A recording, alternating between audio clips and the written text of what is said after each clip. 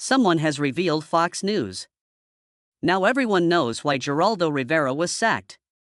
Night after night, Geraldo provided conservative audiences with his cutting comments, stinging wit, and progressive opinions. A shift occurred, though. After 23 years, Fox abruptly fired him and bid him a hasty, staged farewell that belied his actual situation. They claimed he had gone too far, something Fox would never openly acknowledge. What did he do to cross the line, and why did Fox attempt to cover it up? Geraldo announced his departure from The Five, a Fox chat program he has been a part of, on Wednesday morning, June 21, 2023, in an online post. Polite, appreciative, and expertly written, his post was superb. Something else, though, something shadowy, was lurking beneath. He could no longer turn a blind eye to the mounting tension that extended beyond minor editorial disagreements and his own personal frustrations. What or who was responsible for these discrepancies? A week elapsed. Then the devastating news broke. Geraldo remained with the group of five. In fact, Fox terminated his hosting gig. Geraldo was fired from Fox News as a result of that. So, which version of events is accurate? According to his statements on June 21 and June 29, did he resign from his position at The Five, or was he sacked 8 days later? Fox News went into a frenzy nevertheless. The public relations department was in a mad dash. They quickly issued a statement confirming that they had resolved their differences with Geraldo in a cordial manner. On June 30, the next morning, Geraldo makes an official farewell appearance on Fox and Friends. Everything from his Peabody Award and Emmys to war correspondence in Iraq and Afghanistan to investigative journalism in the 1970s to exposing Willowbrook, and all the highlights and accomplishments are showcased in a polished video package. The hosts even make an effort to be kind. Everyone is thanked by Geraldo. Asserts his love for Fox, but is it genuine? What transpired, then? Where is the inconsistency? Given the circumstances, why is there such a need to hide? That can be made clear if you are familiar with Geraldo's deep-seated animosity of Greg Gutfeld. When asked about the increasing tensions, Geraldo would not use that name. Their relationship was poisonous. Fox execs consistently sided with Greg in their disagreements. That is, if you ask Geraldo. In addition to being a frequent panelist on The Five, Greg Gutfeld hosts a late-night comedy show. And Geraldo claims that this was the main cause of his inability to continue working at Fox. Allow me to clarify something. Never in its history has The Five been a debate program. It's basically just a conservative echo chamber with a single token leftist tossed in for show. In each episode, there is a liberal and 4 conservatives. Liberals have it easy. Fall short. Enjoy your thrashing. Show the conservatives who's boss. Speak no more and embrace it. That was Fox's goal. Juan Williams performed that for a long time before he left in 2021. When Geraldo joined in January 2022, that was the expectation.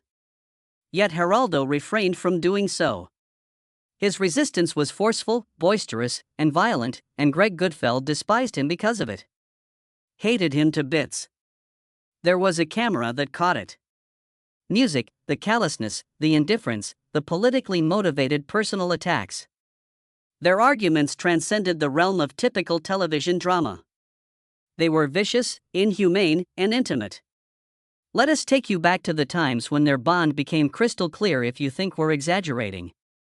A draft opinion indicating that the Supreme Court is about to reverse Roe v. Wade was leaked on May 4, 2022, Music.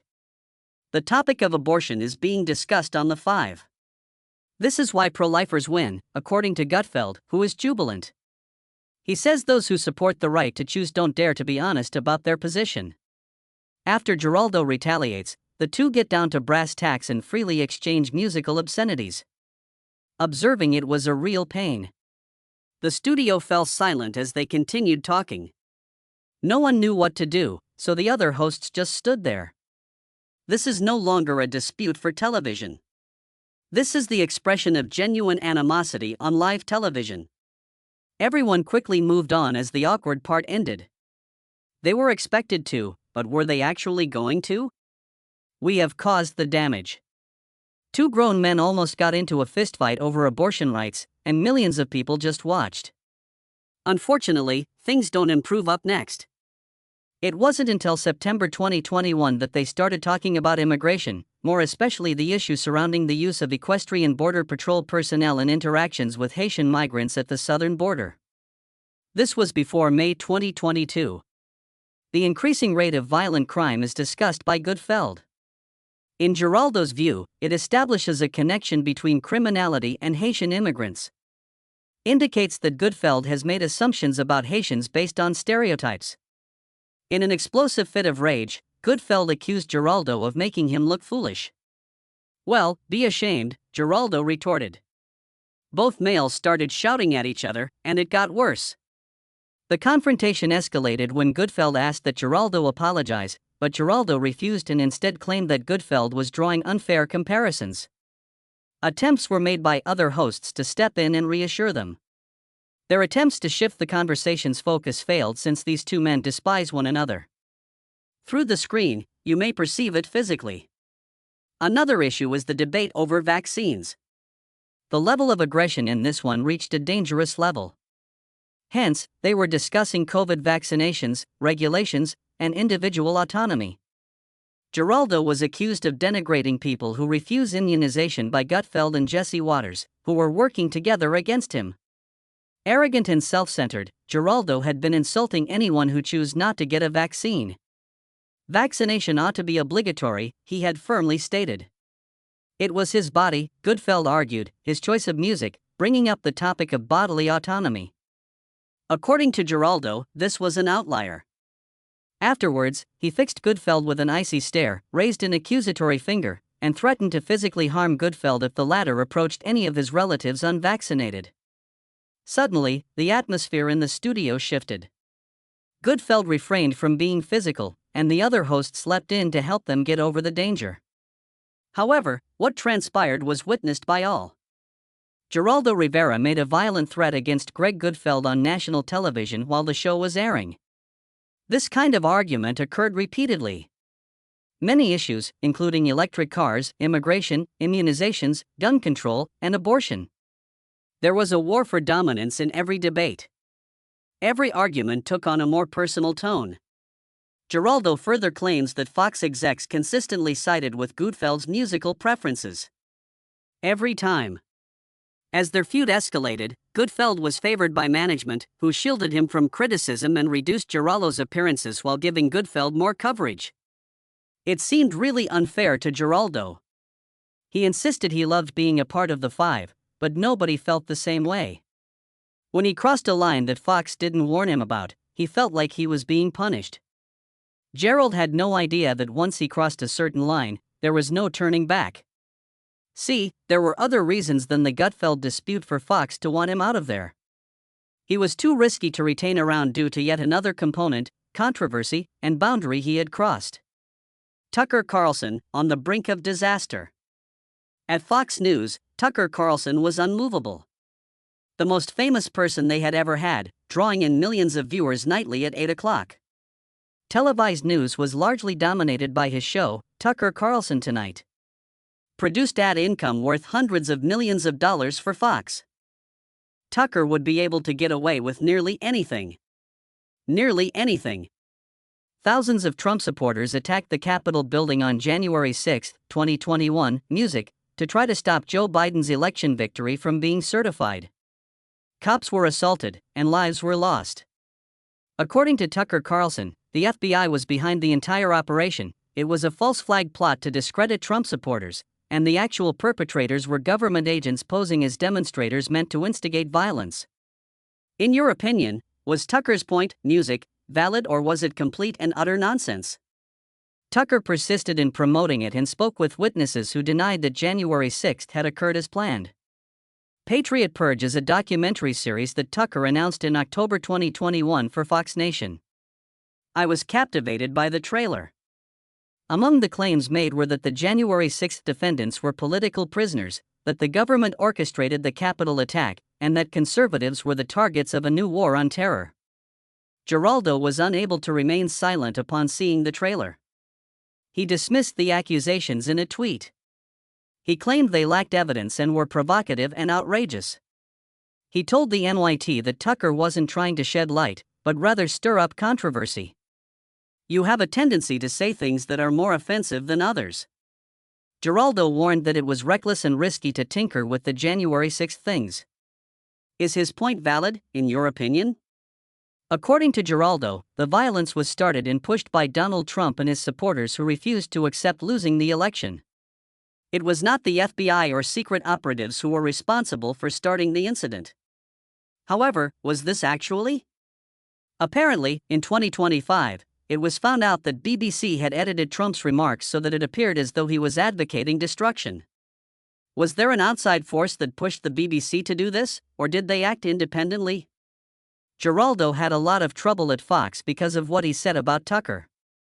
Since Tucker's beliefs attracted viewers and revenue, the network stood by him and let him air his views on the January 6 election.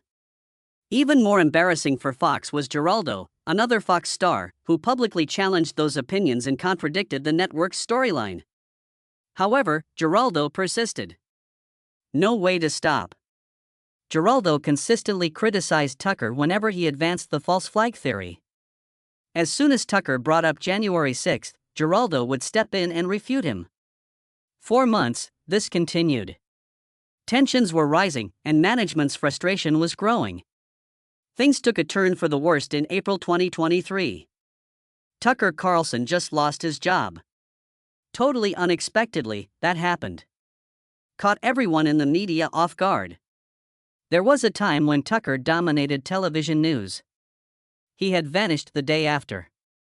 Music removed. Just days after resolving a huge defamation case with Dominion Voting Systems for $787.5 million, nearly $800 million, one of the biggest media settlements in American history, and just days before his retirement on April 24, 2023, Fox made the announcement. In a previous lawsuit, Dominion claimed that Fox News was circulating false information about voting machine fraud. According to documents obtained through the lawsuit, officials at Fox knew the election fraud accusations weren't true, but they nevertheless allowed their hosts to promote them because it was profitable and good for ratings. Tucker suffered greatly as a result of the humiliating and disastrous settlement. Geraldo made no effort to show sorrow or sympathy when Tucker was fired. He also did not offer condolences. He made an online post regarding Tucker Carlson and his theory from January 6 within 48 hours. Those remarks were a bombshell for Fox News. While still employed by Fox, Geraldo publicly celebrated Tucker's dismissal while ramping up his criticism, describing Tucker's theories as perverse and garbage, thus going against Fox's editorial position for the past 2 years and exposing the network's folly in supporting Tucker. Fox execs were enraged, shrieking with wrath. Just after Tucker leaves, Geraldo has the gall to criticize him. He has no right to bring shame on the network. Fox had spent millions attempting to hide the truth, so how could he dare to disclose it? As a result, Geraldo was quietly suspended by Fox. He was removed from the airwaves. Afterwards, his appearances on the 5 networks began to be cancelled. Music, at first, hardly often at all, then frequently, and finally, nearly exclusively. Geraldo has not made an appearance on the 5 since May 24, 2023, according to transcript searches. Only a few times in the preceding month had he logged on. Because he had spoken the truth about Tucker on January 6, he was being punished by having his appearances on the network's programming gradually removed. It was thus not shocking when, in the middle of June, Fox officials contacted him to inform him that he had been dismissed from the 5. After months of bullying, months of punishment, and Fox's attempts to keep him quiet, it was bound to happen. Geraldo was aware of the various parts and concerts that were offered to him, but the music continued. Demotions masquerading as opportunities, strategies to retain his contract and silence him. He could have waited out the remaining year and a half on his contract and earned guaranteed money, they said. However, he refused the offers and boldly declared, "No. If you're going to fire me from your #1 show, then I'm going to quit." And so he did. Refused a sum of guaranteed income for a period of 15 months. Resigned after 23 years on the air with Fox News due to ideological differences.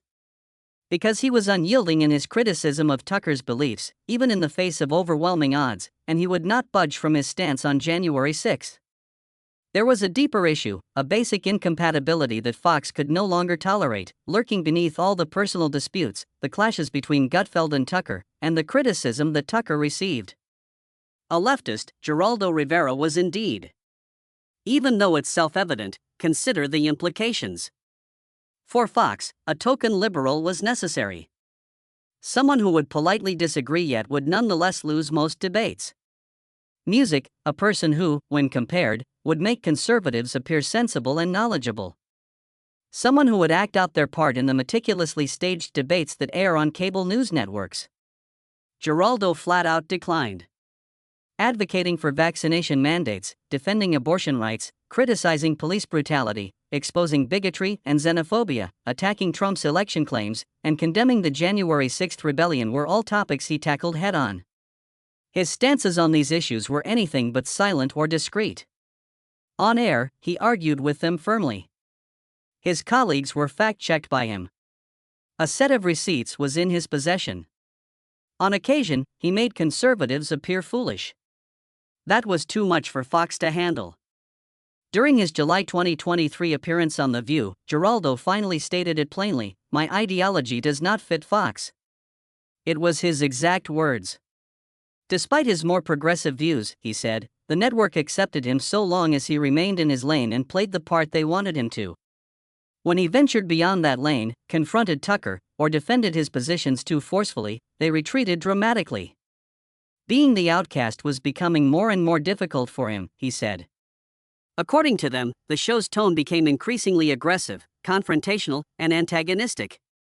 Claimed that there is rising tension that extends beyond petty disagreements over editorial matters and individual grievances. To rephrase, their disagreement was with more than simply his political views. His possession of them made them despised.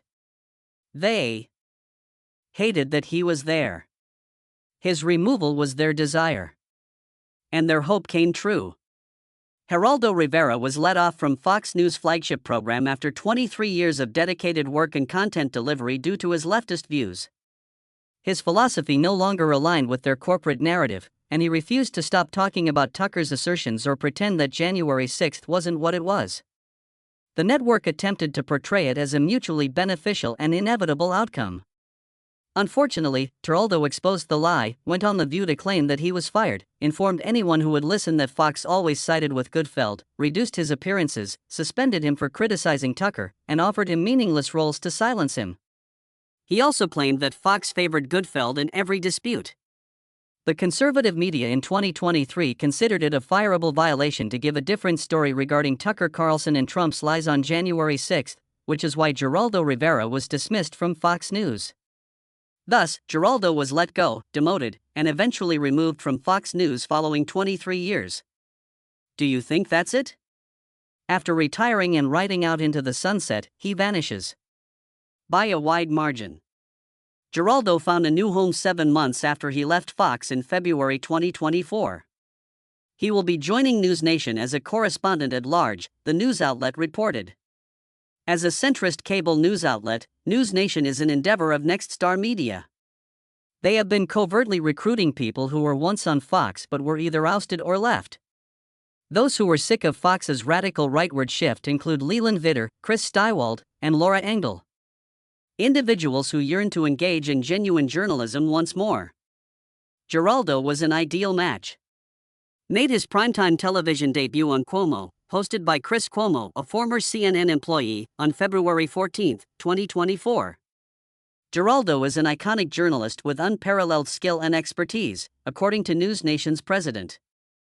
Geraldo brings a lot to the table, including a Peabody Award, 50 years in television, a slew of Emmys, war correspondence, investigative journalism in the music industry, and name recognition. Even now, he's a fan favorite. And here is the important part. Despite Fox's best efforts to censor him, Geraldo remains steadfast and unwavering. Even though he's 82 years old, you may catch him on TV several times a week to give your opinion on current events and politics. He keeps his website up to date with music, videos, and articles expressing his opinions. Publications such as the Long Island Press publish his essays in which he discusses current events, law enforcement, and immigration. Always writing about politics, family, and whatever else that comes to mind, he is an active user on X. He shares exercise videos and Christmas posts with his grandchildren from his home in Shaker Heights, Ohio, which was his wife's dream house.